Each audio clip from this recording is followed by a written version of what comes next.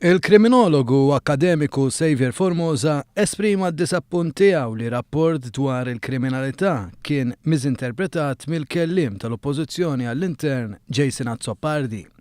Ir-rapport tal-kriminologu Formosa jgħid li fl-2013 ir-rata ta' rapporti ta' reati kriminali żdiedet bi kważi 13%.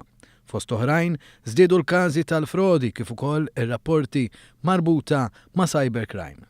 Fuq il-programm TX Formosa qal hekk dwar l-interpretazzjoni tal-kelliem tal-Oppożizzjoni. Ngħidu kif inhi, is-sorpriża kienet li fiċ-ċirkostanza attwali l-Onorevoli Kelliem tal-Oppożizzjoni qabad il-rapport li joħroġ kull sena u ili noħorġu issa mit-2008 fuq figuri pubbliċi għax dan jkun hemm PQs, eċċetera, per nagħmlu l-analiżi tar-risk min-naħa tal-kriminoloġija. U spiċċa f'kontroversja sussegwentament minħabba li u nixtieq ngħidha pubblika li saret miżinterpretazzjoni totali.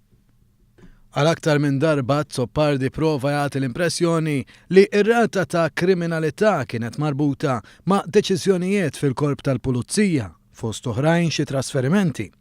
Bit-tweġiba, il-Ministeru tal-Intern dejjem sostna li trasferimenti li jkunu saru fl-esiġenzi tas-servizz m'għandhomx jaqsmu xejn ma' dan.